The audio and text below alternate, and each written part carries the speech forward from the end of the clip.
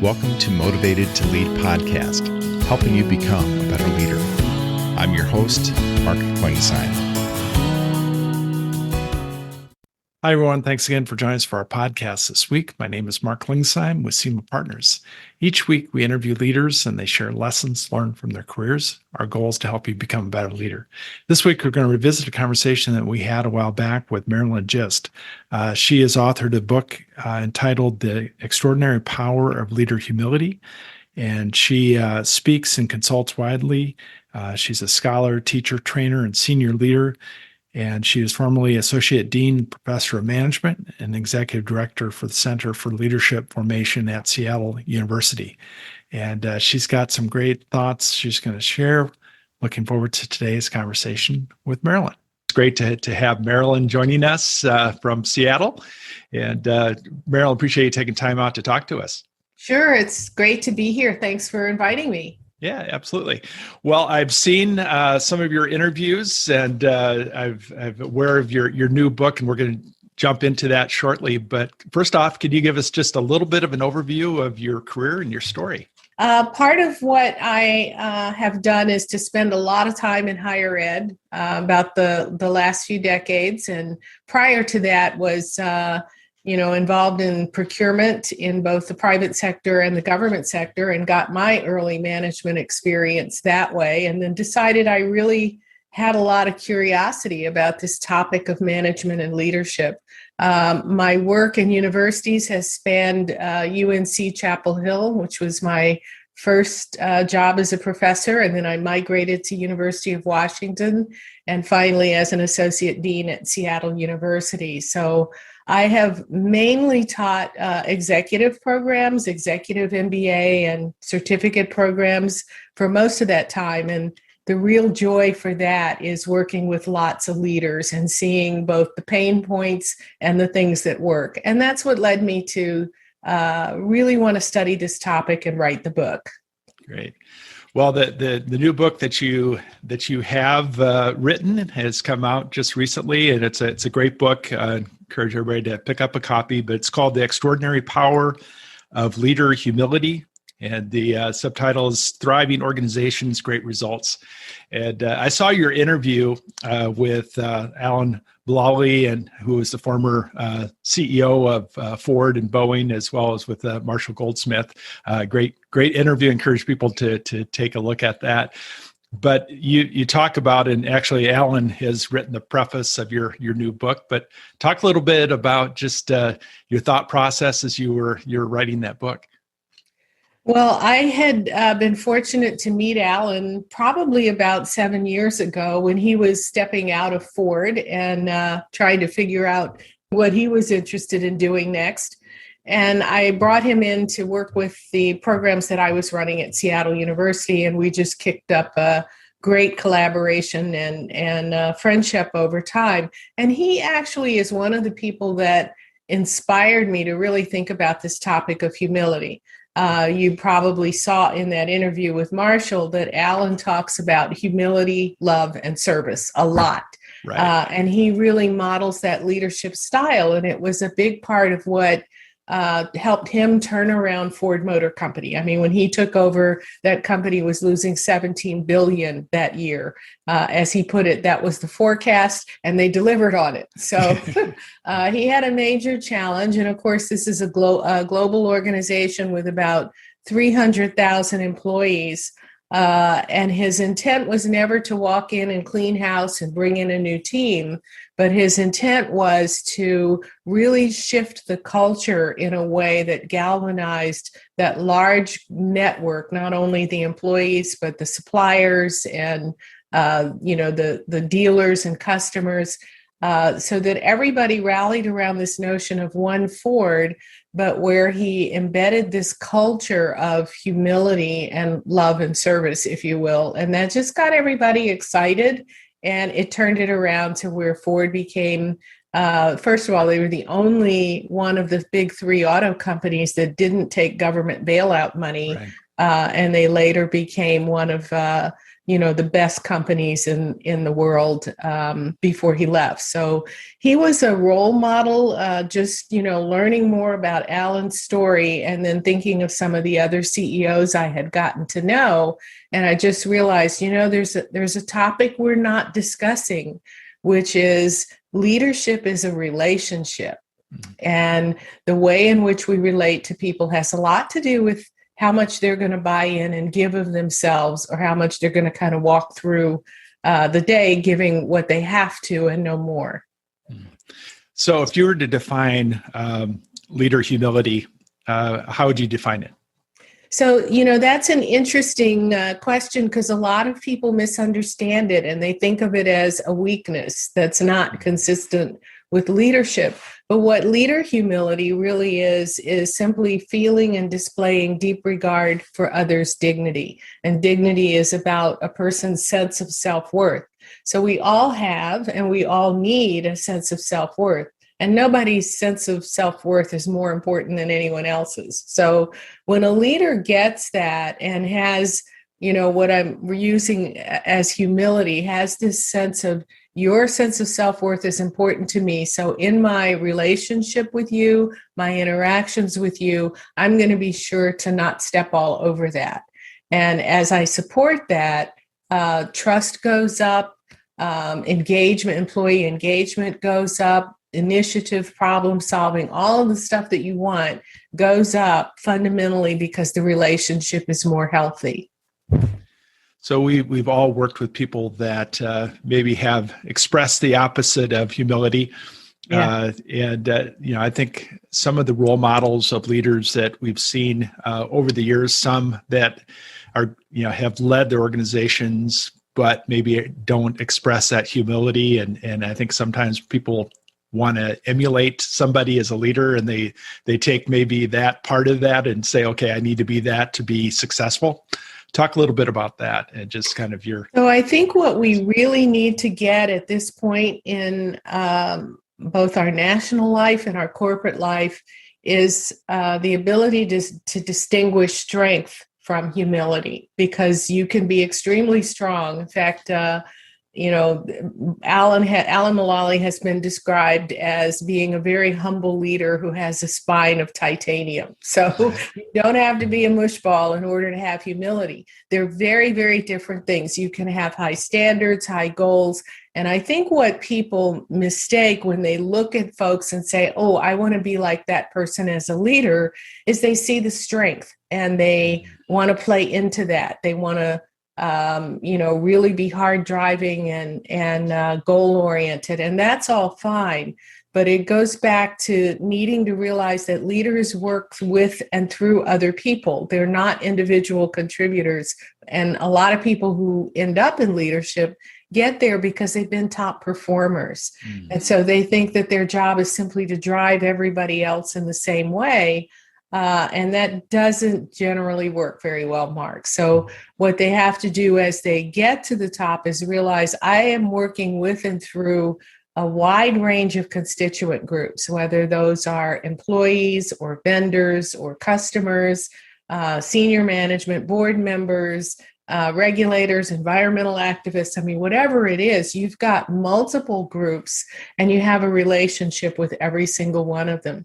So the health of that relationship is going to have a lot to do with people wanting to support or resist your direction.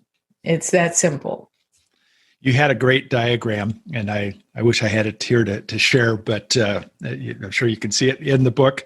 It's the three circles that have on one side meekness and arrogance, and then confidence with humility. And you talk about the sweet spot of leader confidence. And I think, as you said, that sometimes people think, well, I don't want to be meek. I don't want to be a pushover. Right. But where is that balance? And talk a little bit about kind of that idea. Sure. Around sweet So spot. part of the strength that I mentioned is that leaders do need confidence. Leaders do need to understand their strengths and their weaknesses as part of this confidence. And then make sure that they're not straying into arrogance, which involves sort of a boastfulness or condescension, thinking you're better than other people. But you also, as you mentioned, don't want to be meek, don't want to be too hesitant or lacking in confidence, willing to make the tough calls. So, how does somebody practice? I think we all have natural bents, personalities, and ways that we express ourselves. But how does somebody practice being that, practicing humility as a leader? Part of it is recognizing that other people are watching us at all times, and that they hear what we say, watch what we do, and they're looking at three things. They're looking at who are you, where are you going, and do you see me?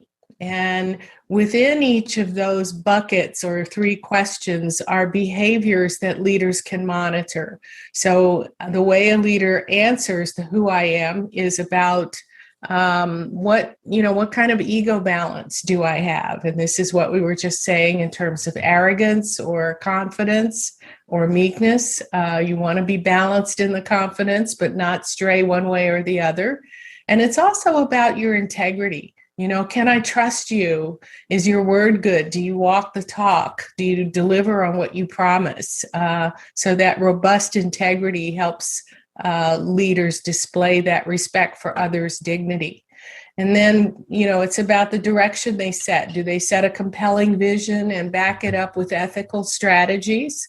And then importantly, in terms of how I treat you, is your capacity to interact with me showing generous inclusion or not? And we hear a lot of inclusion in this context of diversity, equity, and inclusion, but I mean it much more broadly than that. I'm talking about how much someone involves all of their stakeholder groups when you're starting processes or making decisions that are going to have an impact on others. So you need to draw that boundary broadly so that all of your stakeholders are considered on the inside and not the outside of the work that you're doing.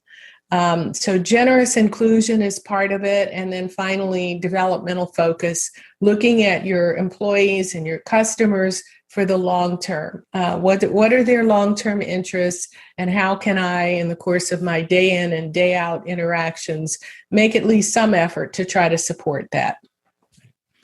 Yeah, I think as mentioned, that some of our viewers are first-time CEOs, or they're people that are kind of in that first leadership position. And I think that's a great framework to think about as you show up in a new role, that you should be thinking about each of those and kind of how you're coming across. So developing that culture, and I know you talked about Alan, his ability to do that. Ford, he came in, it wasn't a group that was working well together, and how do you develop that culture of humility in an organization that maybe that isn't something that is prized or people look at as valuable?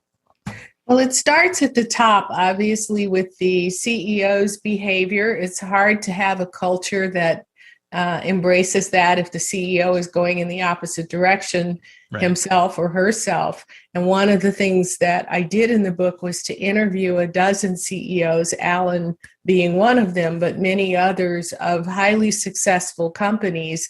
These were mostly large companies because I wanted big brands so people would realize that this isn't a backwater concept. It Sure. really works, and it works in the major leagues.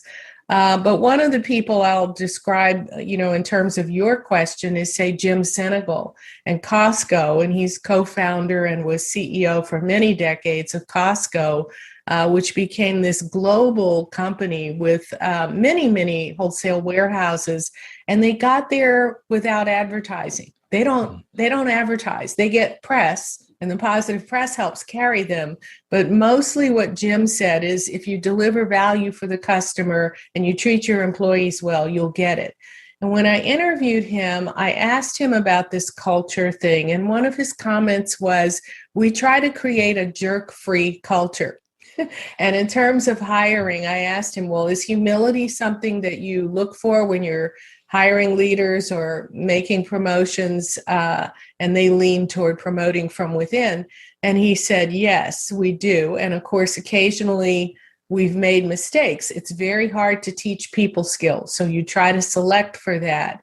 And when we've made mistakes, you try to give the person the coaching and support they need to turn it around. But if after 2, 3 tries, it's not working, you need to remove them from a position where they're continuing to hurt people, harm people. So I think part of how you build the culture is recognize just how important this is, and you have to model it yourself as a CEO, but you also can't tolerate leaders directly under you who, what many companies do is say, well, we know so-and-so's a jerk, but, he or she delivers, right? Well, that just sends a signal to the whole organization that that kind of behavior is okay. And you'll get other people who emulate it and people who know that, well, if you say something like our employees are our greatest assets, but you've got this person over here who's stepping all over people, that you really don't believe it. So it undermines your culture, and it's never going to be one that performs in a top way. You talked about, not allowing somebody that could negatively impact as far as your culture. And I'm sure that's a conversation that's probably being held in every company. There's some, issues that are there, but how does somebody that's a leader, that you have somebody that maybe is acting, that's contrary to what you're trying to accomplish. How have you seen leaders successfully deal with those type of individuals, and can it be turned around? Most cases it can be turned around, and we can help with that. I, again, have assessment tools and provide group training related to that. I also like Alan Mullally's approach, and he and I have a training program we run together.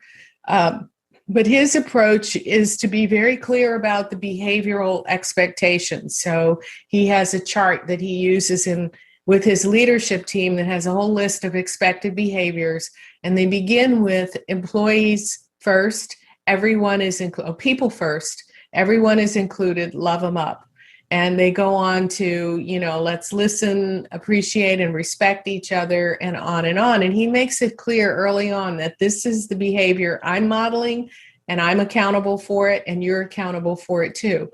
And when people slip, when they don't meet that, he'll have a one-on-one that said, listen, here's what I indicated, and we're really going to do this.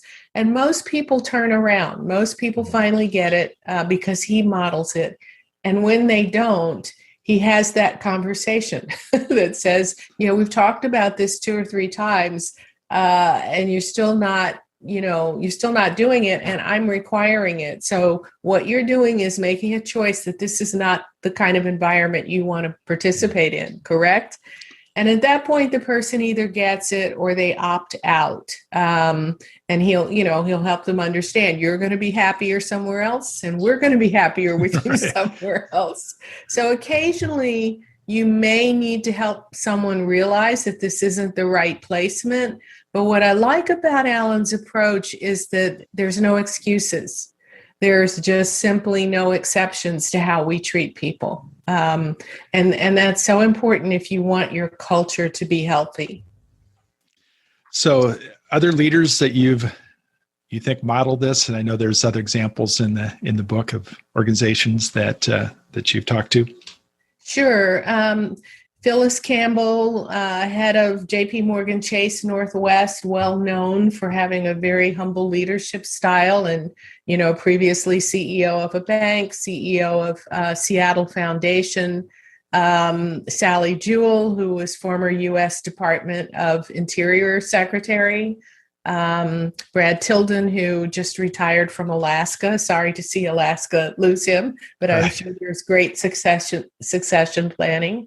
Mayo Clinic's former CEO, John Noseworthy, and on and on. So there are a lot of leaders who get this style, and there's a lot of research that shows that this is really important. So I imagine you have probably heard of or followed Jim Collins' research from actually a couple decades ago. I think of Collins as the one who first introduced the importance of this notion of leader humility, when in his long-term pairing of good companies over a decade to look at which ones became great and which ones just merely continued at the status quo, he found that the differentiator was really leadership. And within leadership, there were two characteristics of the companies that became great. They had leaders who had what he calls strong resolve. They were driven, and they had high personal humility. So they weren't necessarily charismatic. They weren't the ones seeking the news media, but what they had with the personal humility, which we've later sort of studied and understood to be this respect for others' dignity. They had the ability to create a really wholesome culture. And because leading is a relationship, it's the culture and the people who really lifted the organization up. So that's what every leader needs. I've come to talk about it in terms of partnership. Everyone you're working with, your employees, your division heads, your vendors are really partners. And they can be what I think of as shell partners. You pick up a shell on the beach and the creature isn't in there anymore, but it looks like, a snail or whatever it is. But it's not fully functional. And a lot of times we're looking at people who are occupying a seat in the organization or at the conference table, but they're not all there. They're just smiling and looking at us. And what you want to do is turn those shell partners who are not giving you the best into real partners who share your goals and do everything that you're trying to accomplish because they're just as passionate about it as you are. And leader humility is really the secret to how to do that. So, and I heard you talk about this with Alan and Marshall, that it's not, sometimes people say, well, okay, humility, what difference does it make? Does it really have an impact as far as on our business? And there's definitely research that shows Yes. that organizations that have this type of leadership are more successful and Yes. and do better. Yes, all the financial metrics. Well, talk about, and I know, again, I want to encourage everybody to pick up a copy of your book, but I know you're a learner and you continue to learn in your career. Any other books that you recommend to leaders that you recommend on a regular basis? On a regular basis, there are many that I like, and it just basically depends on what the focus is, whether it's strategy or whether it's interactions. I like Susan Fowler's work on motivation. I think what works and what doesn't is really well laid out in her books.